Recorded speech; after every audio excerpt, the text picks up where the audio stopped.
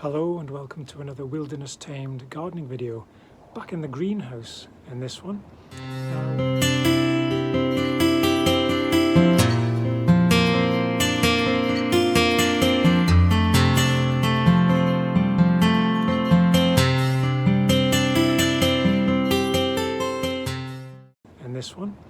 Now I'll put a link in to a video that I did 3 years ago, maybe more, about conditioning straw bales to grow crops in here in the greenhouse.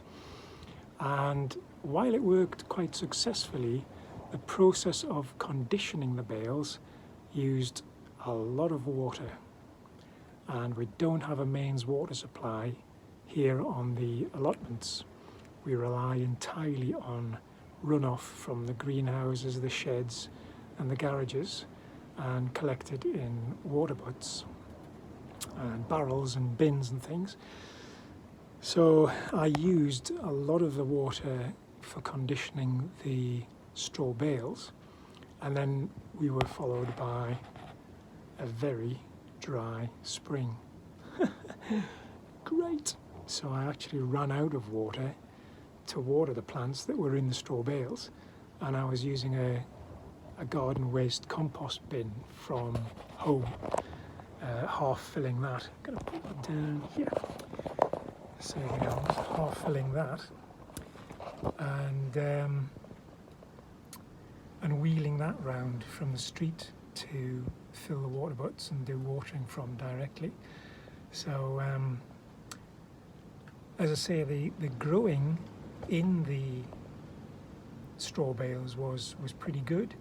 Got some good crops of tomato, chili, some aubergines, peppers, and I underplanted those with salad crops, which romped away, couldn't keep up with the lettuce.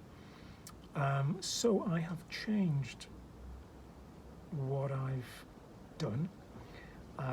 Those straw bales began to decompose and collapse, but I had them arranged in a sort of a U shape at the back of the glasshouse here, and I thought, why do I not just cage them in to some raised beds, add some fresh compost on the top and plant into that, and it's actually given me more space.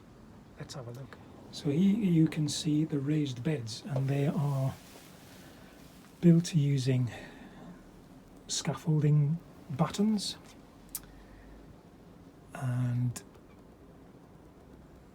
they wrap round the back of the glasshouse and form quite decent sized beds, quite a good depth, and as we know, things like tomatoes and aubergines like a deep root run.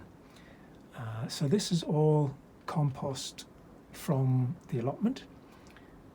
So 3 years ago this was all living plant material and hedge clippings and veg peelings from the kitchen and stuff in the house, and it's turned into this. I've got another, I would say another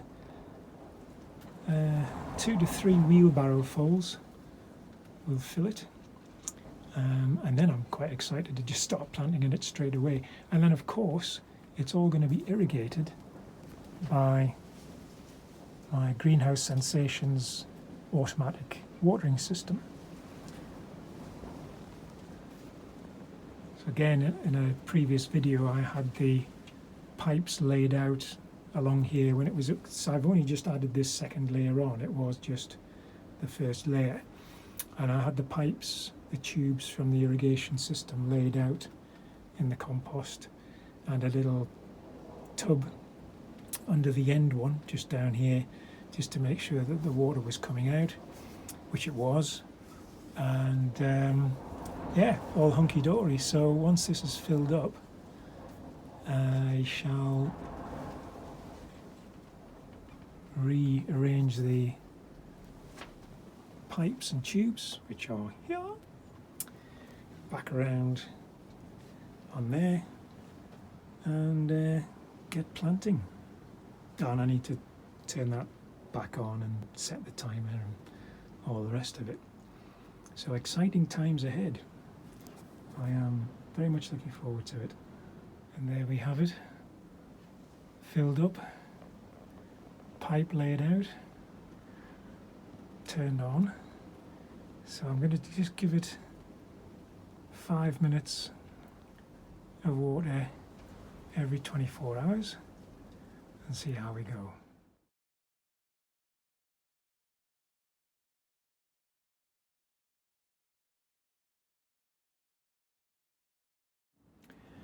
I'm also going to wait before sowing any seeds or putting in any vegetable plants to see if any weeds come through. Obviously, that's a main factor with compost.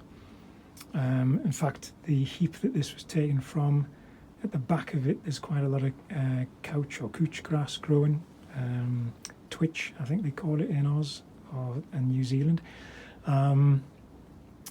which can cause a major problem. So I'll give it a week maybe and allow any weeds time to show their faces, and they can easily be dug out. But all in all, quite happy with that, and very much looking forward to getting some seeds in and starting to grow some veggies.